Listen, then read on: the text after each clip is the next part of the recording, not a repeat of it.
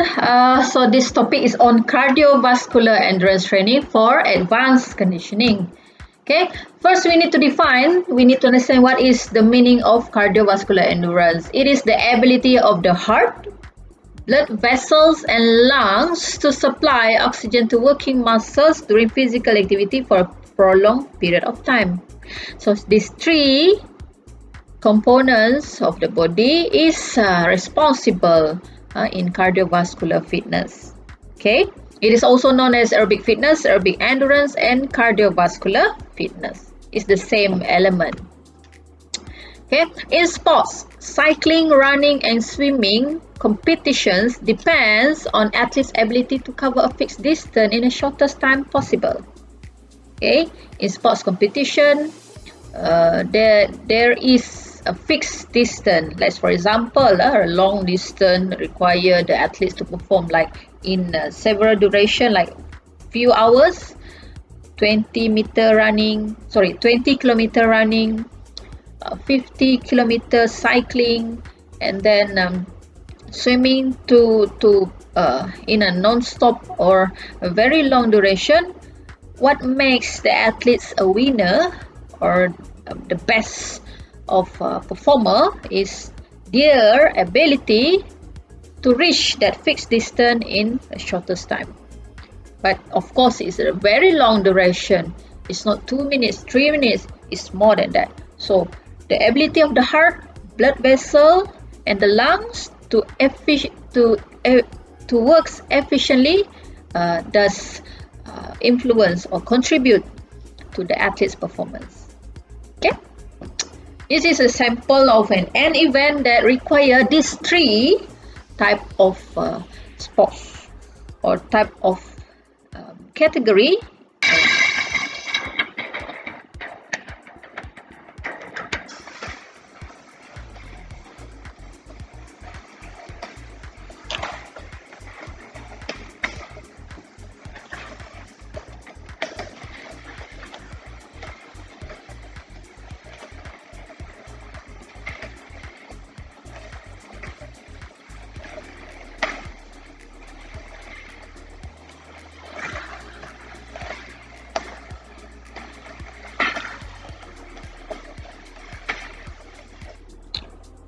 So Ironman is one of the competition that really challenge the athletes' cardiovascular endurance.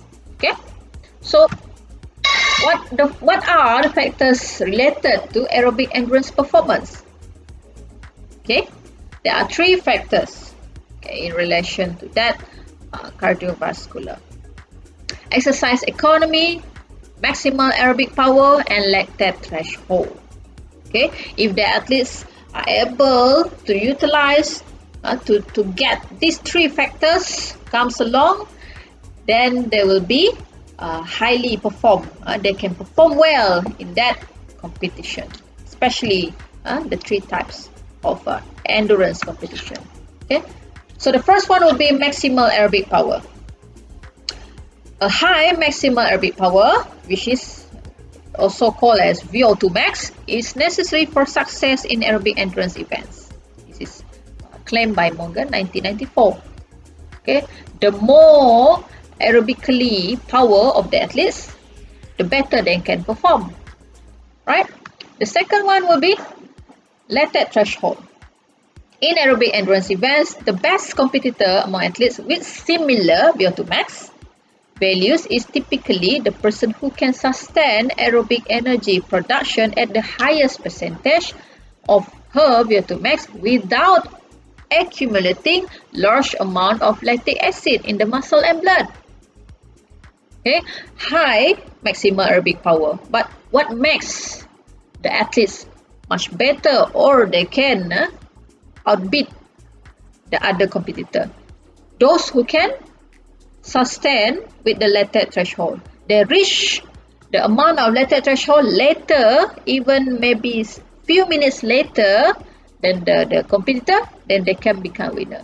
Because when the blood accumulation of lactate threshold, because the accumulation will cause the muscle to very hard to contract or eccentric thus the performance will be stopped, or they cannot perform the endurance anymore. So if the lactate threshold comes earlier, then his or her competitor, he cannot perform anymore. The muscles cannot contract anymore. It cannot do contraction. If it is cycling, the lower body cannot cycle as efficient as in the first few hours or first few minutes. Or if it is swimming, the upper body, yes, of course, the lower body to paddle during the swimming, it cannot do its works anymore. They cannot do their works anymore. So this is where those who accumulate the lactic acid secara cepat, I mean that it happens earlier, then the performance will be much more weaker compared to those accumulate, but it appears later. Accumulation too happens, but it pulling in later minutes or later hour. This is how we see how lactic acid can become factors that influence aerobic performance. From this graph, okay, the dot is the trend. Okay, this is the work rate. It's about time. Okay, this is blood lactate concentration. The blood lactate will keep on pulling. The accumulation still happen because the body, the muscles, the blood will produce lactic acid due to the work rate. However, it will happen in sudden arise. Okay, the sudden arise, it happens here, plus minus here. Secara tiba-tiba dia melonjak lactic acid in the blood. That's where we can see the untrained individuals, they will not be able to perform a higher rate of work anymore compared to the trained one. This individual can still perform. These athletes can still perform at a higher work rate. Okay, right? It is where lactic acid plays a role in influencing the aerobic performance. The third one, exercise economy. It's like money. I can buy the car with a price of, like, for example, 70,000, and you buy the same car with 100,000. So who is more doing the economy better? Of course, it's me. That's the similar metaphor, or the similar situation with exercise. Okay, who spend less energy by doing the same workload? That will be influencing the aerobic performance. Example of exercise. Okay, we do running or a long distance. We need to reach 30 kilometer. Okay, you and me. Okay, now we compete. Run for 30 kilometer. But then when I reach there, in like 2 hours, I still feel great. You, 2 hours, maybe almost reaching 30 kilometer, and all the energy habis sudah. The energy will, it's not really that much to complete the 30 km. So who's the winner here? Of course, me, because I can cover the fixed distance, less energy. I'm fitter than those who expend a lot of energy to try to do the same thing. Okay. An improvement in exercise economy can enhance maximal aerobic power and the lactate threshold. So these three factors influence, interrelated to each other, how to make the aerobic performance better. Okay, right. So trainers, do you know how to improve your athlete's cardiovascular fitness? As a trainer, we need to understand these three factors. Which one is to be tackled if the athlete is highly economy, or they are really the lactic acid pulling cepat sangat. So what should we do? Okay, right? So that's where the training program, the specific variables in designing endurance program should be put concern to. There are 5 steps. 5 steps to design aerobic endurance program. Exercise mode, the type of exercise, okay, the choice of exercise selection for your athletes, Training frequency, how many times per week? Intensity, what's the intensity? If it is high, low, moderate, and intensity is measured by two categories, by doing the heart rate and RPE, exercise rating of perceived exertion. Okay, your breathing, how fast, how low, how easy. Okay, step 4 is the duration, and step 5 progression. Okay, these 5 steps really important to design aerobic endurance program. First one, exercise mode. What type of exercise that you need to insert in the training program? Of course, it should be mimicked closely as possible to the movement pattern employed in the sports competition. If it is running, of course, running is the best exercise type. If it is swimming, swimmers need to swim. Okay, and then if they are cycling, they need to cycle, not motorbiking, because the principles of SAID. The more specific the training mode to the sports, the greater the improvement of the performance. Okay, site specific adaptation to imposed demand. Okay, right? Choose wisely. What's the exercise mode? Second one, training frequency. It is indicated by number of training sessions per day or per week. In 1 week, how many times? So if per day, wow, that's elite. Once a week. Sorry, once a day pun sudah cukup. But however, it depends. The training frequency depends on the exercise intensity and duration. Training status also important. Okay, and the specific sport season. If it is higher exercise intensity that you choose, and also there are very long duration, you need to do it less frequent in a week, because we need to allow recovery. We need to allow rest. Resting is part of the training too. Yeah, don't forget that. Okay, if the intensity is quite low, if with the long duration, the training frequency can be more frequent. Okay, right? High intensity, rehat lama sikit lah. I cannot do every day. If it is lower intensity, so then we can allow more frequent, maybe 3 to 4 times a week, right? So what is training intensity? Intense. How intense is the sports? What the effort given?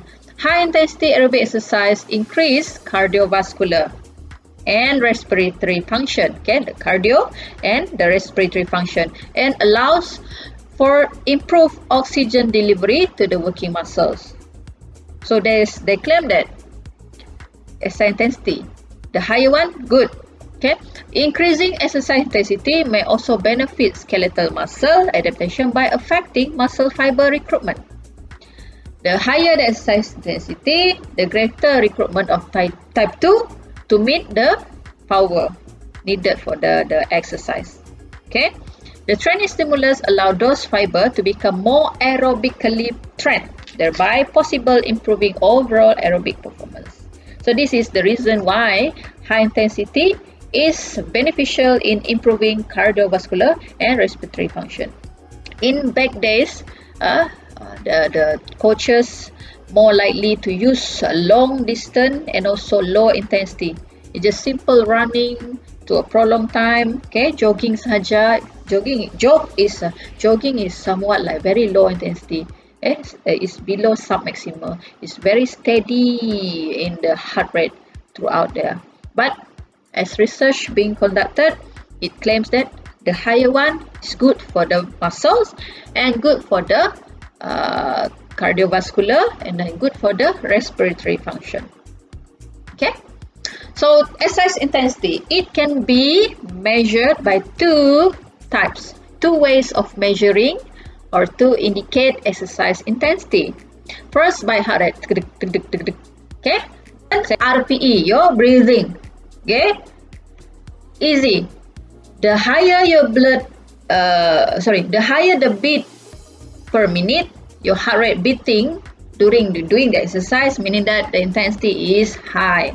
Okay, if it is, take it simple. If I'm sitting now, my heart rate is very steady. My perceived exertion also very relaxed. So meaning what I do now is very low intensity. It's like very resting mode. Okay, if you go for exercise, the heart rate is getting higher and higher and higher, and also the rate of precipitation is getting more harder to breathe. The discomfort on the chest, mula susah nak bernafas, ataupun pernafasan tu must be very fast. So meaning that the intensity is very high. Easy as that. So there are two ways of measuring heart rate: Carbonen method. Okay, we have calculation to that, and the second one will be percentage of heart rate maximum. Easy. Okay, for the RPE, we have a Borg scale, 15 point, 15 point, from 1 until 15. Okay, what does it indicate? It's like a scale that you read on your own. Okay, right? It's very not subjective. It is based on that scale. Okay, go one by one. So by the Carbonen method, this is the formula. The formula will be training heart rate.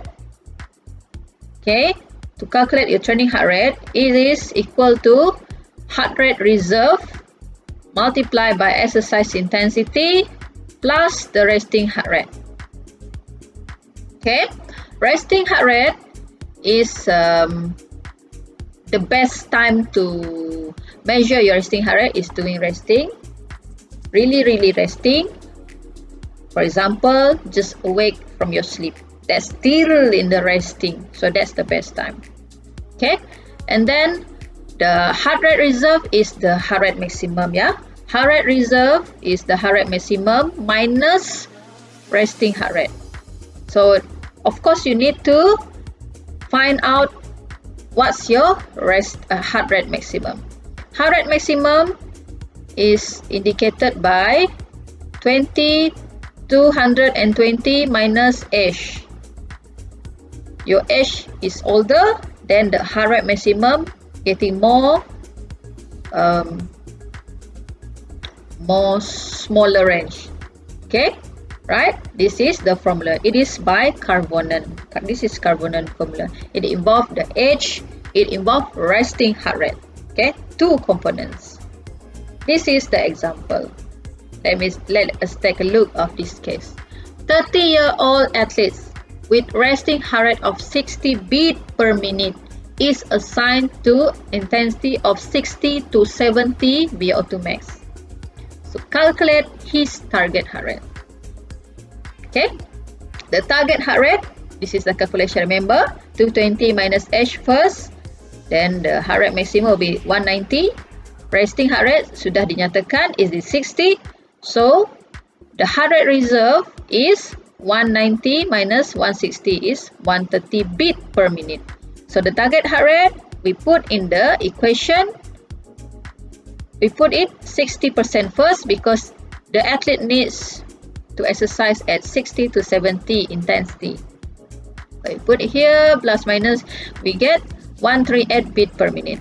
How about 70%? So now it becomes 151 beats per minute. So this 30-year-old athlete with his 60 beats per minute for resting, to indicate that he is exercising or training at 60 to 70% of intensity, the target heart rate must fall within this zone. Okay, very simple, easy one. Nowadays we have smartwatch. Okay, where's my smartwatch? We have smartwatch. Yeah, doing the exercise. So orang A ni, oh, my zone is 140 beats per minute. Okay, I'm in the intensity assigned 60 to 70, masih dalam zone. What if he is doing the exercise and check, oh, my heart rate is 170. Yeah, this is very high. What should he do? Lowering down, maybe rest interval, because the training need to be performed in 60 to 70% sahaja of intensity. Easy as that. Okay, right. So the second way of calculating the by doing the heart rate is very direct one, percentage of maximum heart rate. This does not involve resting heart rate, cuma age sahaja. Okay, let's take a look. Target heart rate sama dengan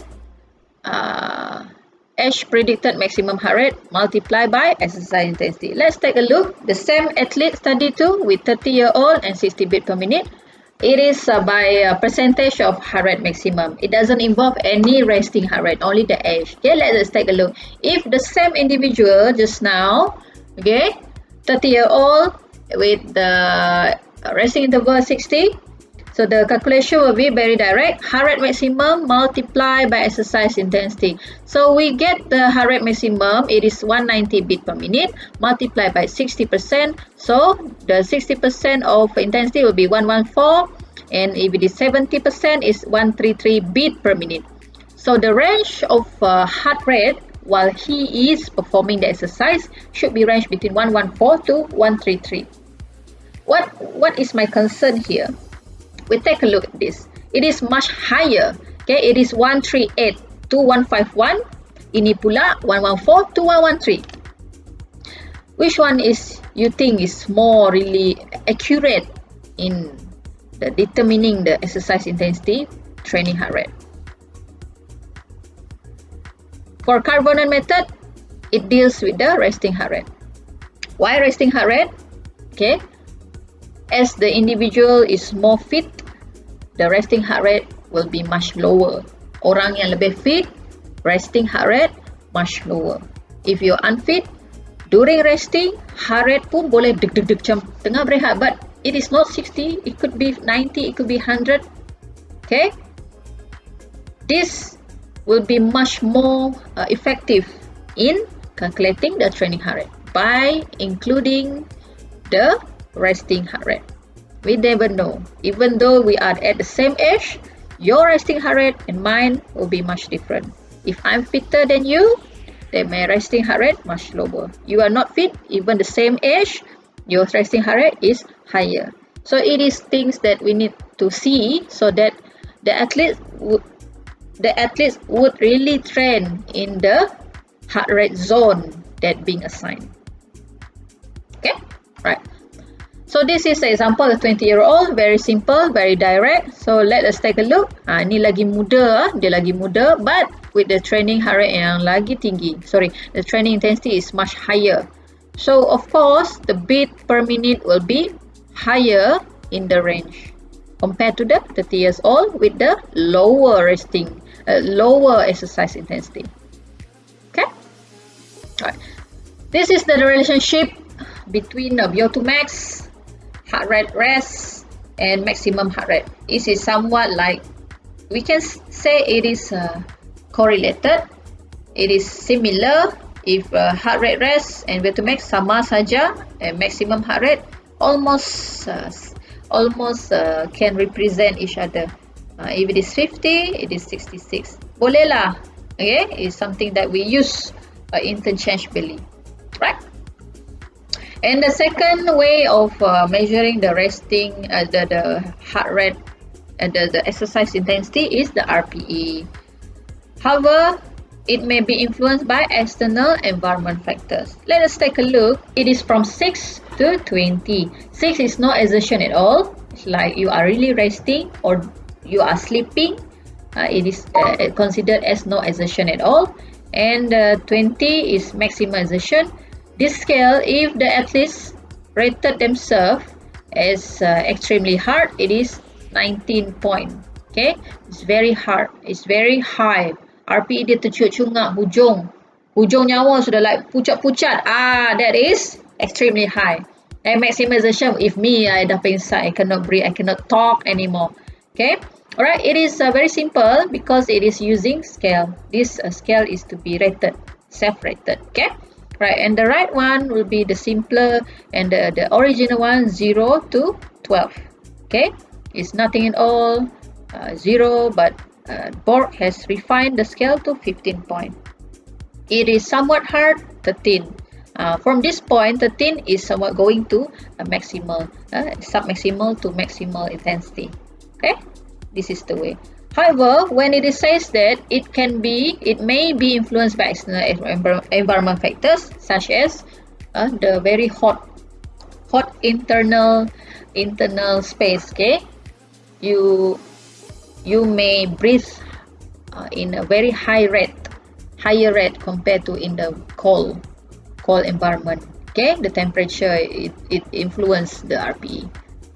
So that's why it is being taken concern on the environmental also can influence, slight influence on the RPE, but most likely it is due to the exercise and the intensity.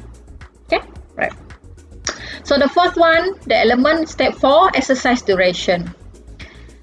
So how to know that the exercise duration to be given?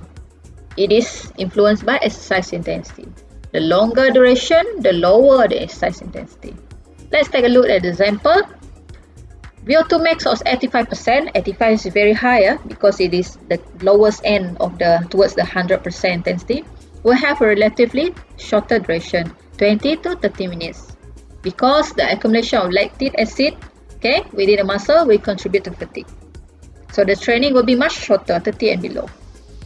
And 70%, it can be performed at longer duration because the athlete experience fatigue later. It comes later. Blood lactate accumulate later.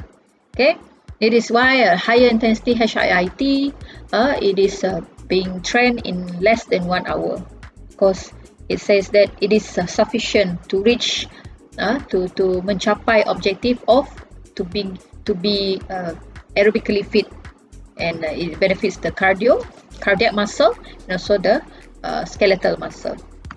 Okay, and the step 5, the fifth step is progression. Progression of aerobic endurance involves increasing the intensity, increasing frequency and duration. We progress. If it is the first time you do it, you engage with the training twice a week, progress to 3 times, progress to 4 times per week, so that it is considered progress, but gradually. And intensity from lower 60%, go for 65%, go for 70%. Duration also takes a role in the progression of the exercise. Okay, it should be monitored closely, trainers, to prevent overtraining. If the intensity is in sudden progression, hari ni 2 jam, esok tiba-tiba 8 jam, no. Such thing can lead to overtraining or injury. Okay, gradual progression. You need to see how the individual, the athlete's reaction to that training that you give, and they can well adapt to that. Okay, right. Follow these 5 steps to design a training program for cardiovascular endurance to achieve aerobic endurance for the cardiac, the blood, and also follow these 5 steps to design a training program for cardiovascular endurance. Okay, it is to reach the longer duration and more efficient in performing cycling, running, or swimming event. Okay, so these are the types of severe endurance training program. There are more updated one in our new era. It is not called LSD anymore. It is not called interval training, not called repetitive training. Have various types. So this is the more original one, and it is being used time by time to ensure that variation of the training. Okay, right. Thank you.